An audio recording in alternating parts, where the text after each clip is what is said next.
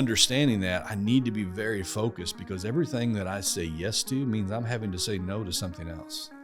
And so vision helps me determine and filter through what are the things that I should be saying no to because they just really don't line up with the vision. If I say yes to this, it's really not going to move me any closer to where I want to end up.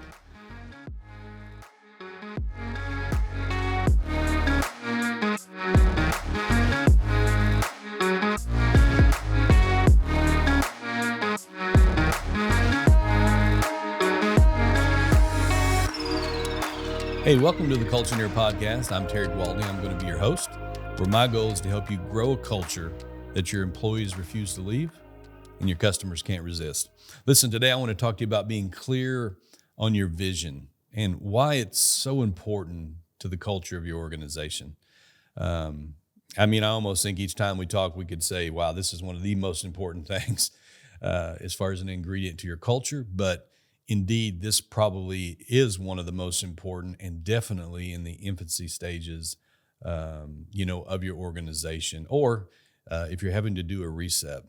You see, a vision statement really is a look into the organization's future destination.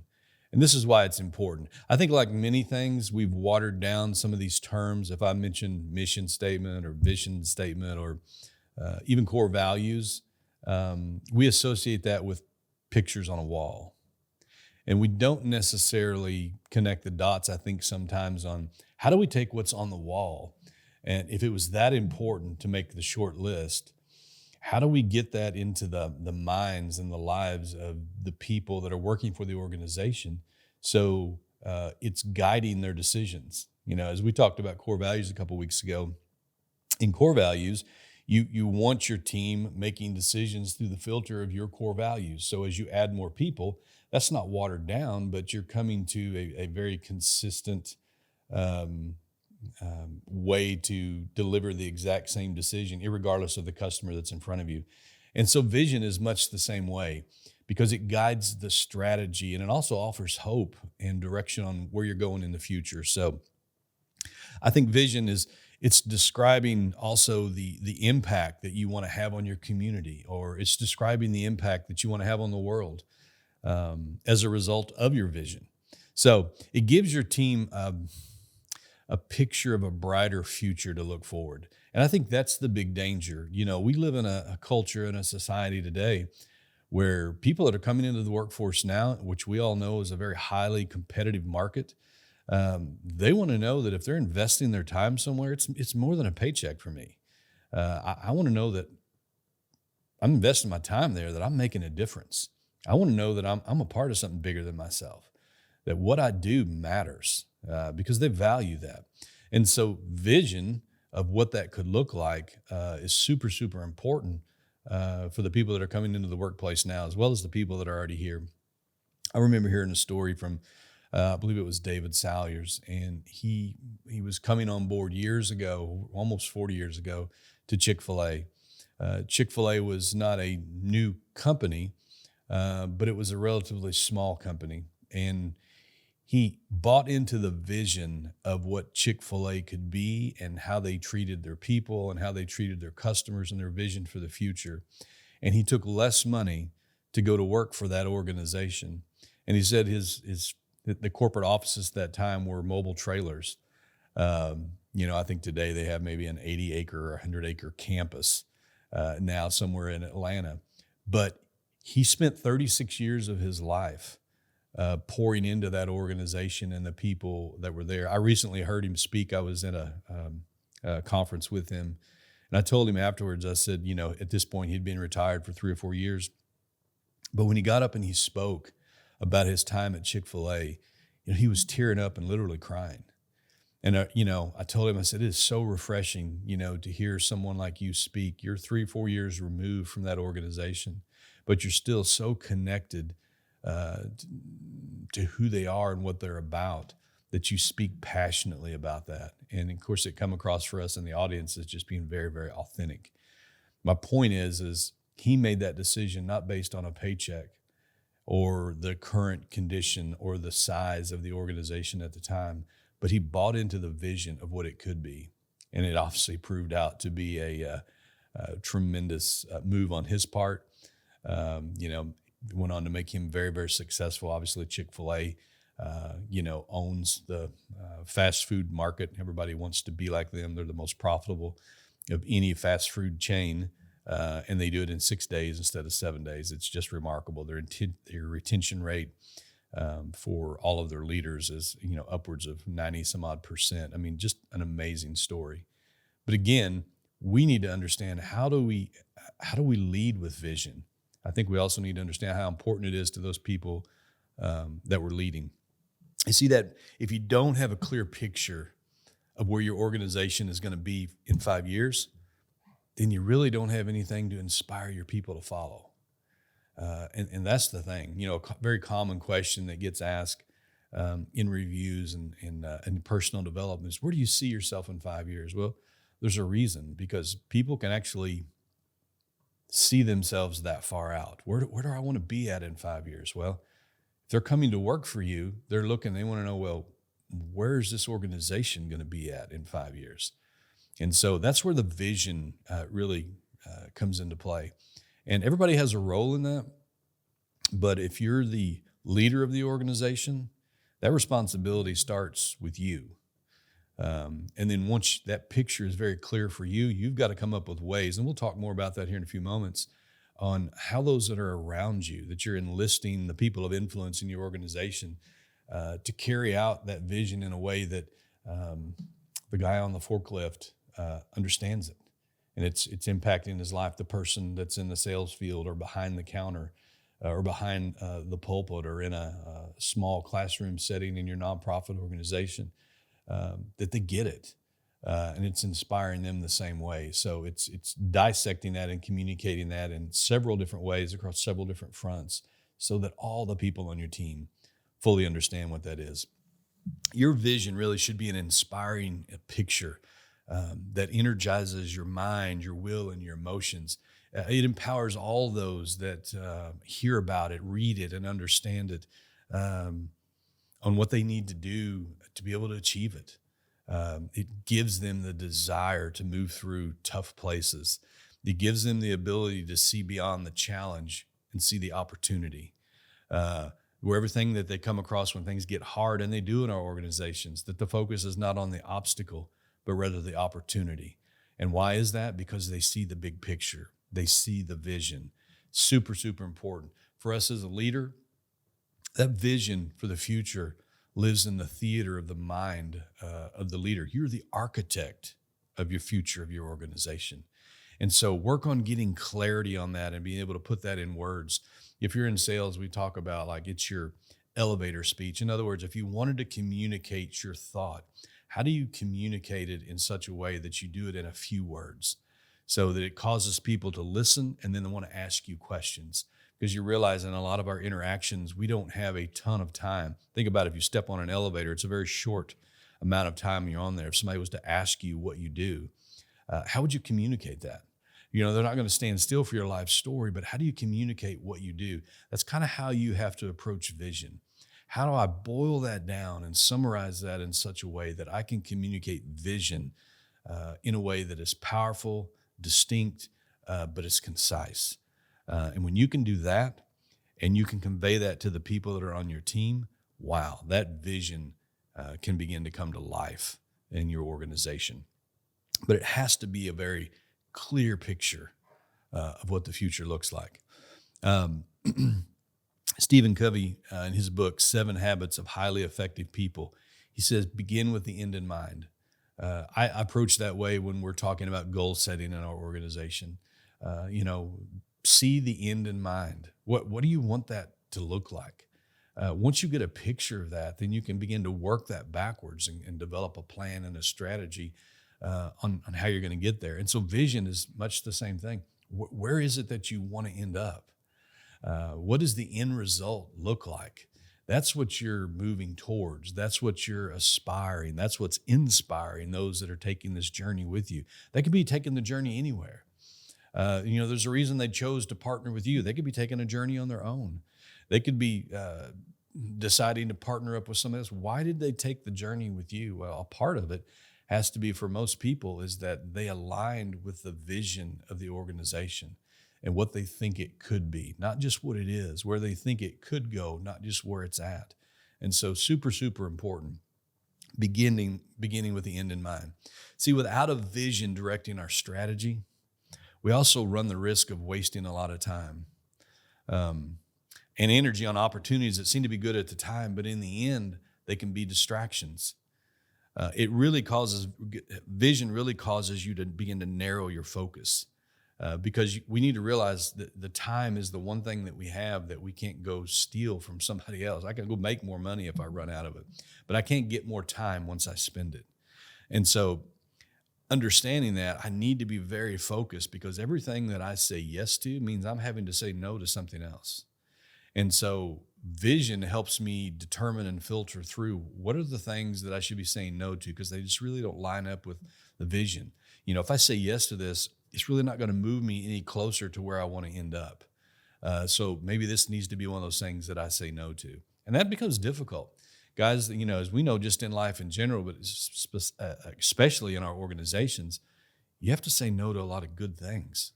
It's not that they're not bad. It's just that I can't be everywhere all the time and investing myself in everything, or I'll be good at nothing. If I value everything, then you really value nothing. And so if we want to be present and we want to be on point and stay focused, we need to have that vision that kind of brings the clarity because it'll begin to define, the boundaries. So we're moving beyond distractions because it's so easy to get tangled in things that will get us off track. Vision not only gives you something to look towards, but it also helps establish healthy boundaries and clarity in your decision-making process. So again, exactly what I was just talking about. It begins to bring clarity in the decision-making process. Some decisions we make, it's just very obvious. That's against my values. That's a hard no. I don't really need to think about that. But the clarity needs to come where like, wow, that does kind of line up with my values, but I can only do two things. And I've got three great options or three good options. And I need to have the clarity from my vision to determine which two are the great options, which two are the ones that I should be doing and should be pouring my time into. I'm telling you, it's very difficult to do if you're not very clear on your vision. You can find yourself chasing a whole lot of things.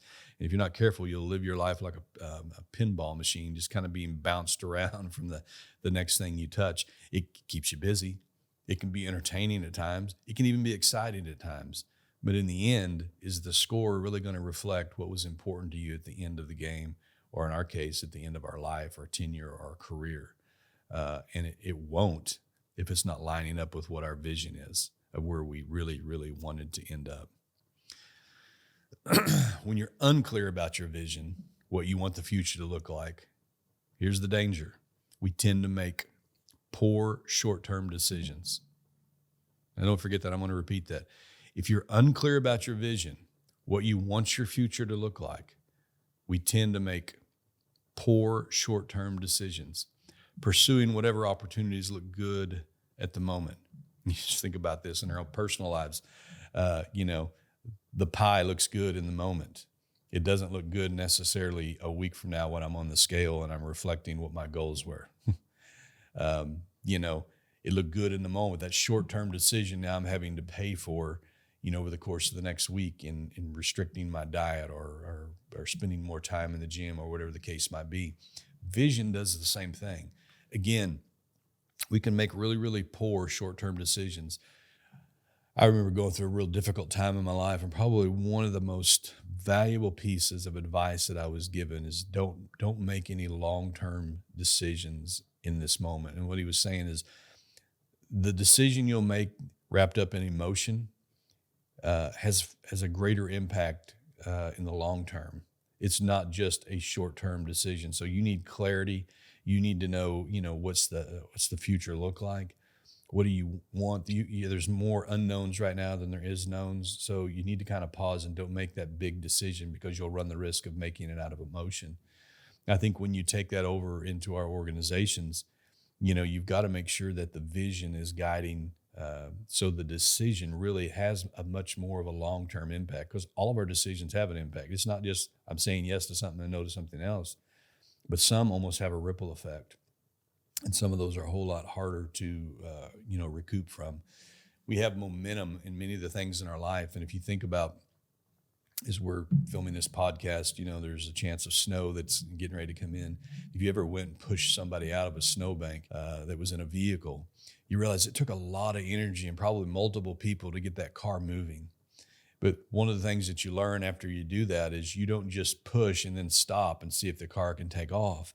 You continue to push till the car gets enough traction that it can move on. Well, why is that? Because you have momentum. It takes a lot more energy to just begin to start up and be able to move an object that is bigger than you than it does once you get it going to continue to push that. It actually becomes easier. Why? Because you're riding the momentum. That's another important reason why you want to make sure that you're not making short-term decisions that just end up being a distraction. How does vision determine the talent pool that you have in your organization? Well, it can play a huge role in recruiting talent.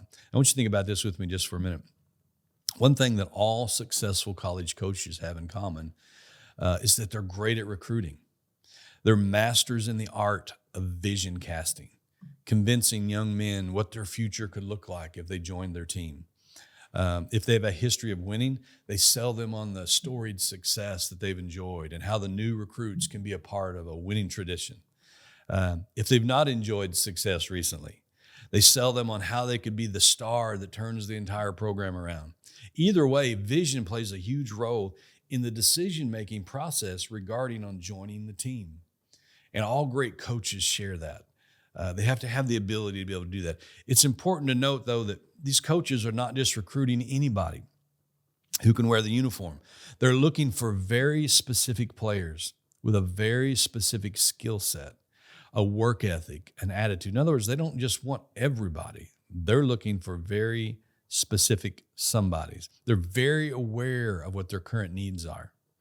But they're proactive in recruiting for where they want to be in 4 years. Great college coaches are not looking in high school to recruit a great college player. Great college coaches are looking in high school to recruit great pro players. In other words, what can this guy develop into? What kind of potential does he have? That's who I'm wanting to pick. And so they assemble their team with that. And we see it right before our eyes. This guy that was a freshman and now maybe he's a sophomore. It's like, wow, and you see his talent just beginning to develop. They're recruiting at a high level for the potential star, not who will be the potential star in college, but the potential star in the NFL because it raises the bar a whole nother level. It's the vision that they have for their organization. And this is the same kind of thinking you need to have if you're going to build and sustain a winning culture. That's how you need to begin to think. Strategize your vision casting. Organizations don't casually drift towards success or growth. They have to be guided. One of the most important things you can do is communicate your vision often, over and over and over again. Why? Because vision leaks. In other words, you really can't communicate and talk about vision too much. It's not something that you read off and say, this is our vision and we're marching towards it. I'm going to give you an example. It's like you're engaged, you get married, and you tell your wife you love her. You better be telling her you love her more than that one time. It's not a statement that you made of fact.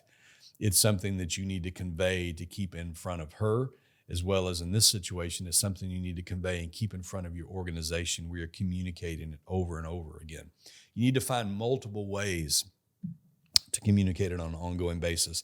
When you think about communication, good communication is not talking at somebody. Good communication is talking and understanding that the person on the other end is receiving and understanding what you're saying. And so the responsibility is on the communicator to make sure they figure out a way that the person they're talking to gets it, understands it, and hopefully is able to retain it. And you as a leader, that's on you. Everybody's not going to learn the same way. Everybody's not going to retain in the same way. And so you're going to have to approach it from multiple different ways. I encourage you to write it down. Post it everywhere. When I'm talking about vision, you may make sure it's on everybody's computer, in the office. It may be on your trucks. It may be on the doors going out into maybe your warehouse or your production area.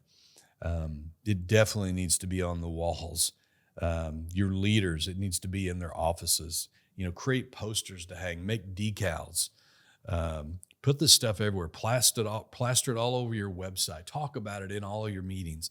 In other words, this is where, you understand the vision leaks. So I need to keep it in front of us, keep it in front of us, keep it in front of us. Probably the most powerful ways to do this is stories that embody the vision. So, one of the organizations that I lead, our vision statement is developing servant leaders who make a global difference by inspiring others to serve and give. That's the vision statement. And so one of the things that just happened recently is I thought it was so cool, and we shared this story is we were around Thanksgiving and we were smoking turkeys for some people that were less fortunate in our community. And then on the day before Thanksgiving, they could show up and we would provide them their turkey that was already cooked they could take home and give to their family. Well, one of the local nonprofit organizations who heard what we were doing, it inspired them as like, well, we know this particular family and they really don't have anything.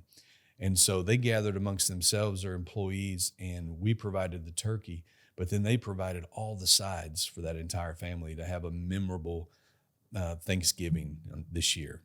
And so it was a great story for us to be able to tell. One of my guys was telling me is that it was the coolest thing, not that we were just able to hand out these turkeys to a bunch of different people who appreciated them and needed them, but that those actions had inspired a whole nother group of people to serve and give.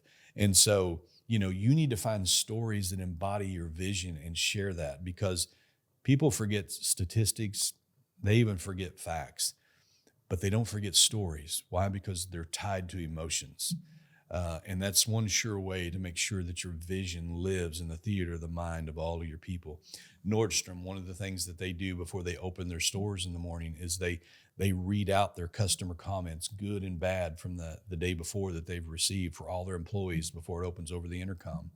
One of the things that we do at our organization is every week we take all of the reviews that were posted online, because we track them all year long and we read them because we place a value on that. For us, that is the report card on how well we're really serving our customers, but it's also reinforcing the vision, and we'll pull out those things that are important to us. So as we begin to wrap this up, I want you to remember the bottom line is you must cast a vision that's worth following, or you run the risk of taking the journey alone. John Wolfgang had some great advice when he said, dream no small dreams, for they have no power to stir the hearts of men. Wow, what a powerful statement. So think big, dream big, see your vision in its completed state. It's your roadmap to the future for you to achieve. Remember, culture can only be healthy as the leader. Your customer's experience will never be greater than your employee's experience. We'll see you next time on the Culture-neer podcast. Terry Gwaltney from the Culture-neer podcast. Listen, I want to say thank you for listening to the podcast today. I also want to encourage you to help us get the message out to more people. If you could like, share, and review this content on wherever you consume it, if you go to YouTube or LinkedIn or just whatever your social media channels are, and you could even share it, that would be a big help to us here at the Culture-neer podcast. Also, if you'd like some more information, you can go to www.terrygwaltney.com, where we have updates. We also have more resources. We share articles there. And you also can find our new book there called The Culture-neer. Again, we want to thank you again for taking time just to listen to the podcast or view it on YouTube. It's our goal to spend 20 or 30 minutes each time we're together to help grow your culture to a point where your employees refuse to leave and your customers can't resist. This is Terry. We'll talk to you soon.